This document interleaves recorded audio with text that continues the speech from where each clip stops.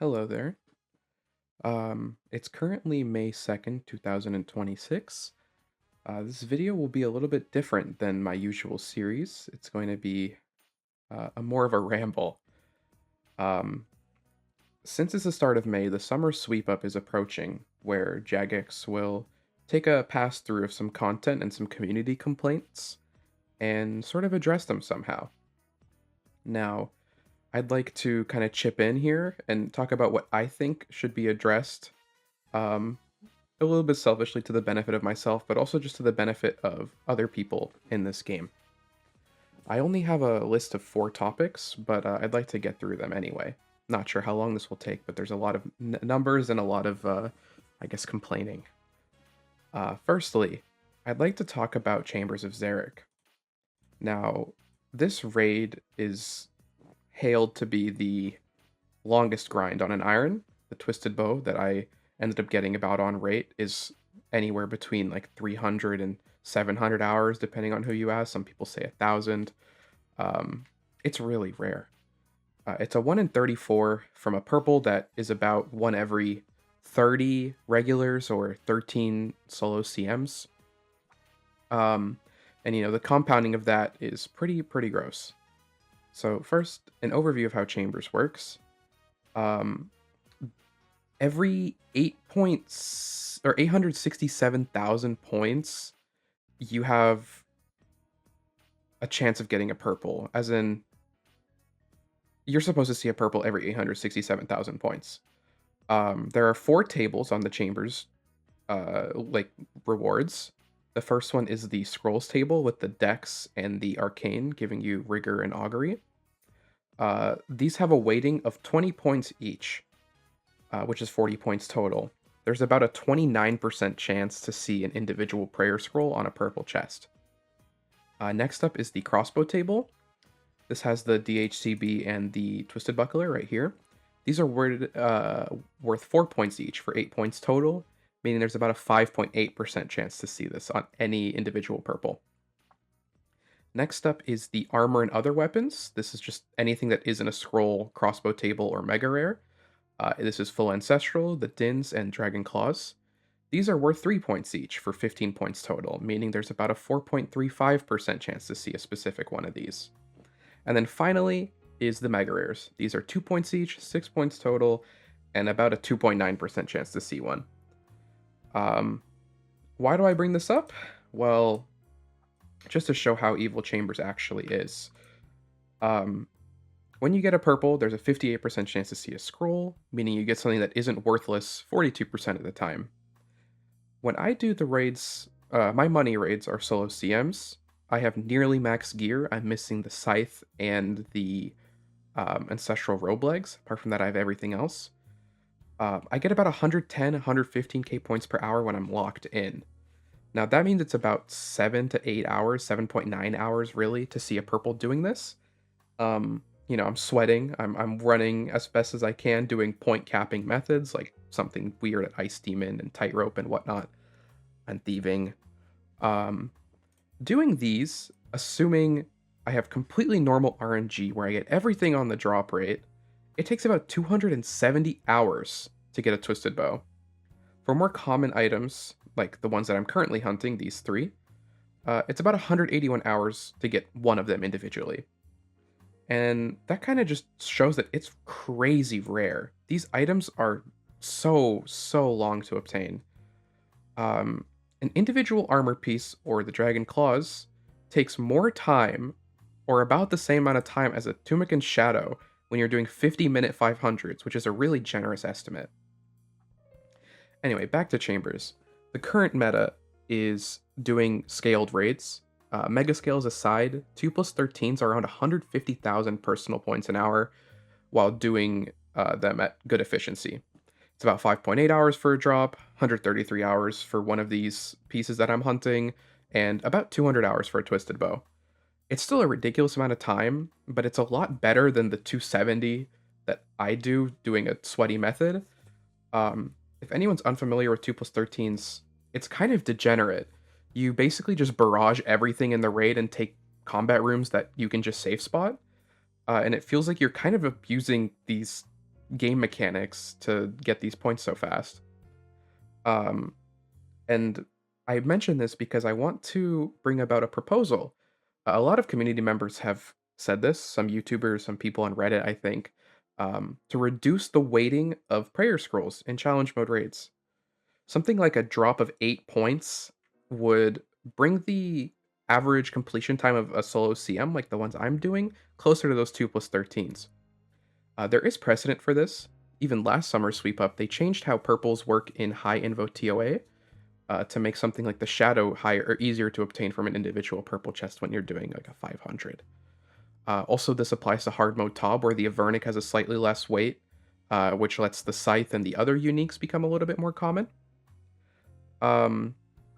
So doing this number, reducing it by 8, meaning the weighting of an individual scroll grows from 20 points to 12, makes Tebow about 205 hours. It would now become 1 in 26 purples, up from 1 in 34.5. And an individual ancestral piece, or the Dragon Claws, or the Dins, or whatever, 137. I think this is a bit more fair. While still being really crazy, it helps to not devalue other people's grinds that hard, I think. It would definitely have an effect on the economy. I would not be able to predict this, probably lower some of the values of these items, and more people would go to do CMs. But I do think it should be done just to change this ridiculously hard to obtain drop table.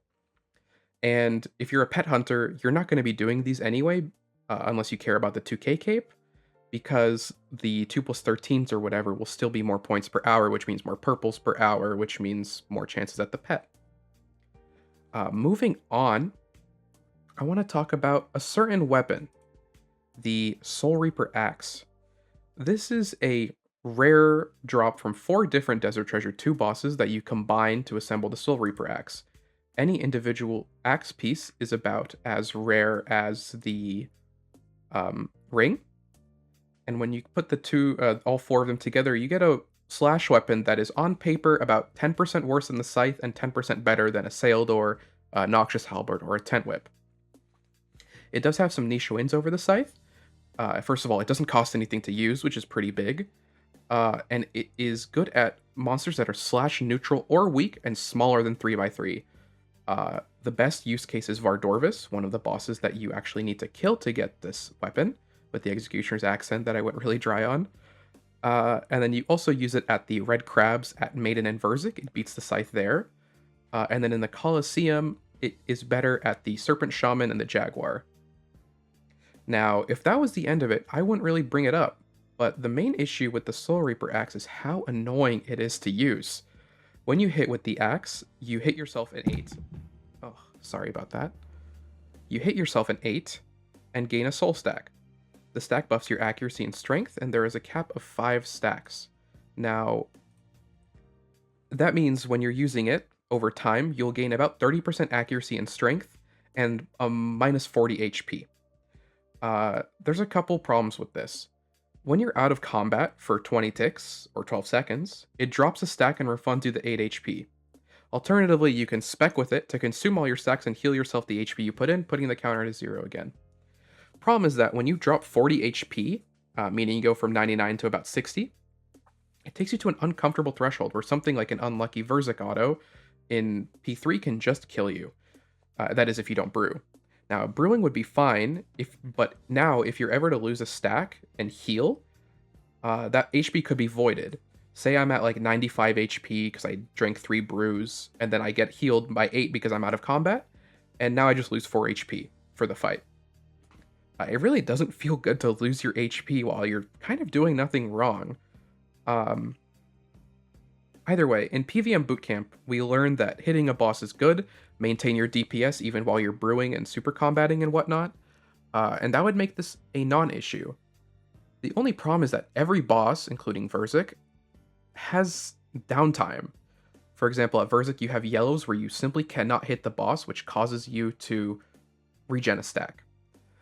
Now, it just doesn't feel good to use this thing, especially with the decay, all the time.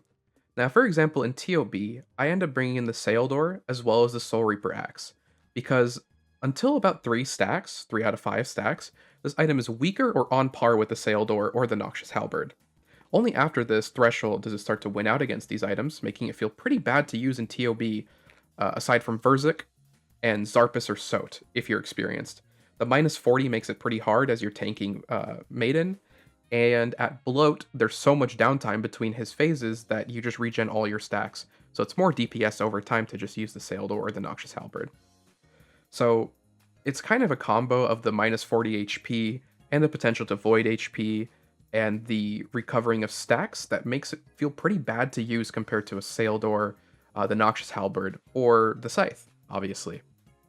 Now, I was thinking to myself, what could be done about this weapon to make it so much less problematic and feel good to use? And I have proposed a couple changes. Firstly, reducing the stacks from 3 to 5 and having it start off at that 3 threshold would be awesome. Meaning, no matter what, when you're using this weapon, it is better than a Saildor or better than a Noxious Halberd, and it only gets stronger from that point on. This would come with the benefit that you only hit yourself for 24 instead of 40, which also relieves a little bit of the pressure during Verzik where you would want to brew. The self-damage and HP voiding could still be an issue. It could be reduced maybe a little bit if people complain. I don't really think 24 is that big of a deal, but it could still feel pretty bad. In the worst case, it could just be flat out removed. I think that kind of hurts the identity of the Soulreaper Axe as like this gimmick weapon though. Secondly, maybe increasing the time that it takes for a stack to regenerate from 20 ticks to 30 ticks or 40 ticks. 40 ticks feels kind of long. It's like 24 seconds. It's like half a minute per stack. Seems ridiculous. But there is a lot of frustration, at least personally and from other Soulreaper users I've talked to, that makes this weapon just not feel great to use. Alternatively, maybe just remove the decay. Have it only lose stacks when you do something like clear a room in TOB or TOA, or restore your stats at a pool, or teleport. With these changes, I do think the Soulreaper Axe could still be a niche weapon with some identity to itself while being good enough for people hunting Scythe at TOB that justifies the 100-something hours to go on drop rate for it. Moving along with the theme of melee weapons, I want to talk about the Noxious Halberd, Saildor, Rapier, and Mace. Now, before the Noxious Halberd came out, there were 3 weapons that were one-handed equivalents. They had slightly better stats than a Tentacle. I think it's like 2 strength bonus and a couple accuracy, but they're much, much rarer and they don't degrade. Now, the weapons are all about the same. The only thing that changes is the accuracy. So the Rapier's Stab, Saildor's Slash, and Inquisitor Mace is Crush. So the Rapier from TOB, when it came out, was it's just a really cool weapon. You use it inside the raid sometimes. But since then, it's kind of lost a lot. It's about 18 mil now, and it used to be like 90 or even more when I started playing. It was kind of something you would be like, oh my god, an iron with a rapier? Are you kidding me? That's awesome. And while there's still some of that factor, it just doesn't feel as impactful as it once was. I've seen a couple ideas. To mention, this thing sucks on high defense. It loses out to the Fang, which is way easier to obtain. And it kind of just is used as a Slayer weapon now. So a couple changes that I've seen going around for the Rapier was combining it with a Blood Shard or something like that. It doesn't really sound interesting, but I do think the bleed mechanic would be cool. Something like just hemorrhaging your opponent, since, you know, it kind of fits in with the Theater of Blood or Vampire vibe that you get the raid from. Unfortunately, this weapon does not see use out of Fire Giant, so I do think a rework is in order. It doesn't win at demonic creatures because of the Emberlight, doesn't win at draconic creatures because of the Lance. It feels like it doesn't have a place to go, and that's why it's 18 mil. I was watching Theorywise's podcast with No Monkey, and they talked about another suggestion that I guess they found on Reddit to make the Rapier 3-tick, rebalancing its stats obviously to match it accordingly, but having a 3-tick weapon that actually has some numbers on it would make it a lot more interesting. Pretty gimmicky, but it would be best in slot at Nilicus, and it would rip against, you know, low and 0 defense enemies. And then probably the most boring solution, one that I came up with that I'm not pretty proud of, is just giving it more numbers. I feel like it's kind of the staple Slayer weapon, so it could just become a little bit stronger with some more accuracy and strength bonus here and there, just to give it, more competition against something like the Fang and really make it outshine the Noxious Halberd and the Tentacle Whip. Now, moving on, the Saildor is the Bofa's little brother. It's kind of outshone always. The only time you really see someone with a Saildor on an iron is if they are crazy enough to go for it or got really lucky like I did. Let me see if I can pull up my gauntlet log here. As you can see, I got spared from this place, like seriously. So the Saildor, it's about the same as the Rapier. It feels really good when you don't have a whip and you get to use this weapon that's just stronger. Lets you train strength, which is nice, but anyway. People who go and do CG do not go for a Saildor in most cases. They get their Bofa, they get their armor, and they leave. Many people bring Saildor to TOB if they're an Iron and have it, as they're hunting the Scythe, but the Noxious Halberd has kind of usurped it in the most part. Or in the most... Yeah, in the most part. For the most part. So a couple of suggestions I have for it. I think this one needs to have a lot of attention for it, because should it be buffed too much or at all, it could make people start going for it. And I feel like having people spend even more time in CG than they did originally is probably bad. It would make a lot more people burn out, since I already have a couple Iron friends who are there, stuck in, what many people call the Red Prison. Something gimmicky I thought of was, what about the Crystal Blessing from Leagues? If you don't know, this makes the Crystal Armor's accuracy and damage that it applies to the bow for Crystal Bow apply to melee weapons, and in League 6 also mage weapons. Something like this could be pretty interesting. Obviously, it'd have to be reduced, because in Leagues, Crystal Armor is better than, like, Torva. I think having it be about equivalent to Bandos, or just a little bit worse than Bandos with higher accuracy, would be pretty interesting. I think it could give it some more flavor and, maybe make a couple more people stay for it, but it really should not be meta-defining. Now, that's kind of all I have to say about the Saildor. It looks pretty cool, but it's definitely the forgotten one compared to the Bofa and also the other two, quote-unquote, chaotic weapons. This leaves me with the Inquisitor Mace. If you watched my last video, you'd know I got 2 of them. So I'm kind of, you can judge my words a little bit, see if I'm biased, but I do think the Inquisitor Mace also deserves something. Less so the Inquisitor Mace, but more Inquisitor Armor. Now, when I kind of started getting into the late game, started doing my first raids, Inquisitor Armor was better than Torva. Probably because Torva hadn't come out yet. I don't remember, the timeline's a little bit lost on me, but people would bring this for the crush accuracy, have their Scythe on crush for Tecton and whatnot, and also Warhammer accuracy. Since some changes to chambers like a couple years back and whatnot, Inquisitor has kind of lost all of its value. It's slightly better than Scythe against crush weak enemies, or with Scythe against crush weak enemies than Oathplate, depending on how big of a gap, and it's definitely best in slot at the place you get it, Nightmare. I do think the Inquisitor armor is a little bit unintuitive, because it has a couple things going. It has accuracy on each of the pieces, kind of like Oathplate, but it also has a set effect where it buffs the accuracy and strength of crush damage by 2.5%, tripled when you're wearing the mace. This already makes Inquisitor Mace better than the other 2 weapons, but I think removing this set effect, or at least changing it to be less intuitive, or more intuitive, would be better. Something like removing adding some accuracy from the passive bonus onto the armor, and adding some strength bonus into the mace, maybe? I will say, Inquisitor has a couple other problems. Firstly, it's insanely rare. It's like 100+ hours to obtain, killing a boss that is, has an already really high skill ceiling and barrier to entry of gear, at least efficiently. It has negatives in stab and slash, while something like Oathplate, which is pretty similar to it and easier to obtain, doesn't.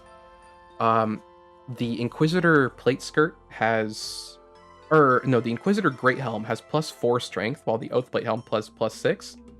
I'm pretty sure this was done out of concern for the 30 defense accounts which can wear Inquisitors, but I think something needs to change there so that this armor set can have more time to shine without just being a Slayer armor set used for like Araxor and Cerberus. And then finally, the defense is horrible.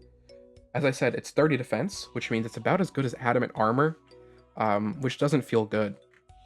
Now, it would be really nice if we could get some way to upgrade this Inquisitor armor or kind of do a Masori thing. I don't know if it thematically makes sense, but I've been seeing the idea of combining Inquisitor and Justiciar together.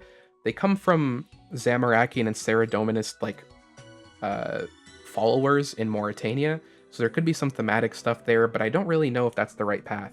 But having a version of Inquisitor that's tier 80 defense and making it not just get ripped to shreds at something like Ulm could be a good step to making Crush more viable. I do think something like that could work for Inquisitor, but again, the thematics would have to be sold well, and it might be out of scope even for a summer sweep up. So to review for this, I think moving some of the accuracy, or adding more accuracy to the armor and moving some of the strength to the mace, and removing that weird set effect that's kind of like a skilling outfit, like the lumberjack I'm wearing, could be pretty good for this. And now I want to talk about one last thing. Corp. Known as the Iron Man retirement home alongside, well, Fazanis, this boss sucks, like seriously. Back in the day, before the Ralos came out and stuff like that, the Noxious Halberd, the Corp was like 4 kills per hour, meaning if you wanted to get a sigil from Corp, I think it was like 150 hours or something on rate. Considering these sigils are really not that useful and are kind of an aura thing, aside from the Arcane and I guess the Ellie. Ellie's pretty useless though. It kind of sucks. With new methods and Absolute Bis, you're chugging brews or eating a ton of karambwans and getting 10 kills per hour. I did it, and I really dislike something like that. I think it's really boring that you just get hit 40s and can get stacked out like crazy. Skill issue a little bit on my part, but it just doesn't feel fun to do this at all. And what I want to say is that it would be awesome if Corp can get some kind of rework to make it more mainstream as a boss. Now, there could be 2 paths.